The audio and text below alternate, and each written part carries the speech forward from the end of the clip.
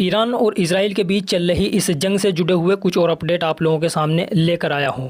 अब जब दोस्तों ईरान ने इजराइल पर हमले करना शुरू किया तो अब इन यहूदियों की हालत वो हो चुकी है कि अब ये लोग इजराइल को छोड़कर दूसरे देशों में भाग रहे हैं। यानी एक हफ्ते के अंदर अंदर ईरान ने इनको ऐसा सबक सिखाया है कि अब ये लोग जो है वो इजराइल छोड़कर भाग रहे हैं। आज ही की एक खबर आई है कि 10,000 यहूदी इजराइल छोड़कर दूसरे देशों में भाग रहे हैं। कुछ वीडियोज़ भी सामने आई है जिसमें ये यहूदी भागते हुए दिखाई दे रहे हैं। यानी जिस रास्ते से ये लोग आए थे भाग करके और फिर फ़िलिस्तीनियों ने इनको जगह दी थी और उन्हीं उसी जगह पर इन लोगों ने कब्ज़ा कर लिया और फ़िलिस्तीनियों पर ही अत्याचार करने लगे।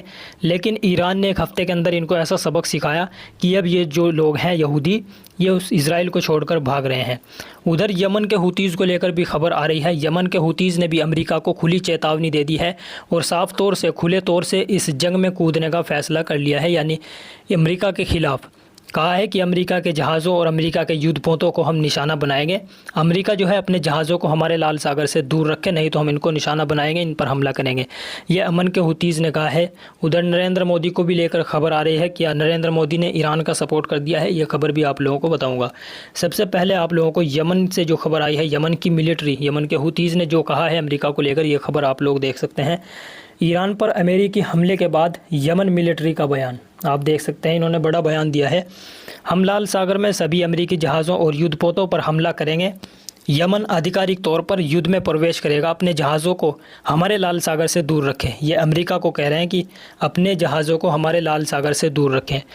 यमन के जो हुतीज़ हैं इनके बीच में और अमेरिका के बीच में सीज़ फायर हुआ था, लेकिन अब ये सीज़ फायर टूट चुका है। यमन के हुतीज़ ने साफ तौर से इस जंग में कूदने का, इस जंग में शामिल होने का फ़ैसला कर लिया है अमेरिका के ख़िलाफ़ और कहा है कि हमारे रेड सी से अपने जहाज़ों को दूर रखें, नहीं तो हम तुम्हारे जहाज़ों को निशाना बनाएंगे। ये अमेरिका को खुली चेतावनी यमन के हुतीज़ ने दे दी है।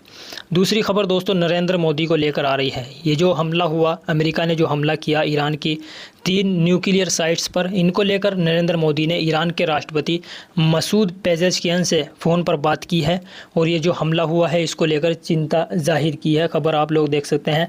प्रधानमंत्री नरेंद्र मोदी ने कुछ देर पहले ईरान के राष्ट्रपति मसूद पेजेशकियान से फ़ोन पर बात की है।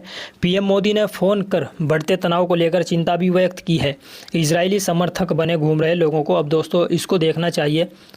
यानी जो लोग इजराइल का सपोर्ट कर रहे हैं, हमारे देश के अंदर भी बहुत सारे लोग हैं, लेकिन प्रधानमंत्री नरेंद्र मोदी ने इजराइल को फ़ोन नहीं किया, अमेरिका को फ़ोन नहीं किया, बल्कि ईरान के राष्ट्रपति मसूद पेजेशकियान को फ़ोन किया है। यानी भारत और ईरान के रिश्ते जो है वो काफ़ी अच्छे हैं। इसीलिए नरेंद्र मोदी ने ईरान के राष्ट्रपति मसूद पेजेशकियान को फ़ोन किया है और ये जो हमला अमेरिका ने ईरान पर किया है इसको लेकर उन्होंने चिंता भी व्यक्त की है। कल अमेरिका ने ईरान की 3 न्यूक्लियर साइट्स पर हमला किया, यानी परमाणु ठिकानों पर हमला किया जहां पर परमाणु हथियार बनाए जा रहे थे। फोर्डो, नतंज और इस्फहान, इन 3 जगहों पर अमेरिका की तरफ से हमला किया गया है और भारी भरकम बम गिराए गए हैं, बंकर बस्टर बम गिराए गए हैं। एक सैटेलाइट इमेज अब सामने आई है जहां पर ये बम गिराए गए हैं। आपके स्क्रीन पर मैं आप लोगों को दिखा रहा हूं, जहां पर आप देखेंगे कि 6 निशान आप लोगों को दिखाई देंगे इस सैटेलाइट इमेज के अंदर। यानी जो अमेरिका की तरफ से बंकर बस्टर बम गिराए गए हैं ये उन्हीं के निशान हैं। ये बंकर बस्टर बम जो इतने ख़तरनाक होते हैं कि ज़मीन के अंदर तक जाकर ये हमला करते हैं। आप देख सकते हैं ये ज़मीन के अंदर घुसे हुए हैं बंकर बस्टर बम। लेकिन ईरान की तरफ से ये कहा जा रहा है कि हमारी न्यूक्लियर साइट पूरे तरीके से सेफ़ है, कोई भी नुकसान वहाँ पर नहीं पहुँचा है। अब अगली खबर आप लोगों को बता देता हूँ। ईरान के हमले के बाद से इजराइल में भगदड़ मची हुई है। पूरे इजराइल में आप लोगों ने हालत देखी, मैंने आप लोगों को दिखाई है। सोशल मीडिया पर भी आप लोग जो फ़ोटो वीडियोज़ आ रहे हैं इजराइल से, आप लोग उसकी हालत देख ही सकते हैं। इजराइल की हालत क्या हो चुकी है। पूरे इजराइल में इस वक्त भगदड़ मची हुई है ईरान के हमलों से। अब दोस्तों यहूदी लगातार दोस्तों इजराइल छोड़कर भाग रहे हैं दूसरे देशों में। अब खबर आई है कि 10,000 और यहूदी अपना घर छोड़ चुके हैं और दूसरे देशों में घुसने की कोशिश कर रहे हैं। ये क्यों भाग रहे हैं? ये इसीलिए भाग रहे हैं क्योंकि इनकी अपनी ज़मीन नहीं है। अब आप यहाँ पर सोचिए, ये नेतन्याहू दोस्तों लगातार 2 साल हो चुके हैं फ़िलिस्तीनियों पर जुल्म कर रहा है। गाज़ा में दोस्तों इसने किस तरह से तबाही मचाई है। जितने भी आम लोगों के घर थे सभी को तबाह व बर्बाद इसने कर दिया। लेकिन उन्होंने फिर भी अपनी ज़मीन नहीं छोड़ी, अपना घर नहीं छोड़ा, वहीं पर रहते रहे और अपनी ज़मीन के लिए लड़ते रहे। और आज भी वो वहीं पर पड़े हुए हैं, उनके पास घर नहीं है, फिर भी उन्होंने टेंट डालकर टेंट बनाए हुए हैं, उनमें वो रह रहे हैं। खाने को नहीं है, पीने को नहीं है, फिर भी वो वहीं पर रह रहे हैं क्योंकि वो उनकी अपनी ज़मीन है। अब इजरायली ये भाग करके आए थे, ये यहूदी भाग करके आए थे। इन फ़िलिस्तीनियों ने इनको गले लगाया था, इनको कपड़ा पहनाया था, खाने को दिया था, पीने को दिया था। लेकिन आज इन्होंने दोस्तों ये सिला दिया है इस चीज़ का। इन्होंने उनकी ज़मीन पर कब्ज़ा किया और उन्हीं पर अत्याचार करने लगे। लेकिन आज दोस्तों एक हफ़्ते के अंदर ही ईरान ने इनको ऐसा सबक सिखाया है कि अब ये लोग इजराइल छोड़कर दूसरे देशों में भाग रहे हैं।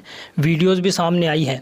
इजरायली एयरपोर्ट तो पूरी तरीके से बंद हुआ है, लेकिन दोस्तों यहूदी जिस रास्ते से आए थे अब उस रास्ते से भाग रहे हैं। ये तमाम वीडियो सोशल मीडिया पर वायरल हो रही हैं। हज़ारों की संख्या में यहूदी इजराइल छोड़ के भाग रहे हैं। ये खुद को दोस्तों पता नहीं क्या समझ रहे थे कि हमारा कोई कुछ नहीं बिगाड़ सकता, हमारे ऊपर कोई हमला नहीं कर सकता क्योंकि हमारे एयर डिफेंस सिस्टम काफ़ी मजबूत हैं। लेकिन ईरान ने इनका एक हफ्ते के अंदर वो हाल किया है कि आगे कभी ये नेतन्याहू ईरान पर हाथ डालने की कोशिश नहीं करेगा, ईरान पर हमला करने की कोशिश नहीं करेगा। ईरान पर हमला करके इसने बहुत बड़ी गलती की है। अब ईरान की तरफ से भी लगातार हमले अभी भी जारी हैं। इसराइल की तरफ से भी दोस्तों लगातार ईरान के अंदर हमले किए जा रहे हैं, लेकिन ईरान भी दोस्तों जवाब ज़रूर दे रहा है। ईरान ने अब साफ कर दिया है इजराइल से किसी भी तरह की सुलह या समझौता का सवाल नहीं उठता। और बात यहीं ख़त्म नहीं होती। ईरान ने अपनी ताकत का एक और ट्रेलर दिखाया है। बैलिस्टिक मिसाइलों का नया वीडियो जारी करके पूरी दुनिया को चेतावनी दी है। ईरान की तरफ से एक बैलिस्टिक मिसाइलों का वीडियो जारी किया गया है, जिसमें बैलिस्टिक मिसाइल जो इजराइल की तरफ लॉन्च की गई हैं उनको दिखाया गया है और कहा है हम झुकेंगे नहीं, अब जो होगा खुलेआम होगा। ईरान का यह संदेश अब साफ सुनाई दे रहा है। मिडिल ईस्ट में हालात और भी गर्माने वाले हैं। तो ये कुछ अपडेट थे दोस्तों। आप लोगों की इन अपडेट्स के बारे में क्या राय है, अपनी राय नीचे कमेंट बॉक्स में ज़रूर बता दें। इस वीडियो को लाइक कर दें, चैनल को सब्सक्राइब कर लें।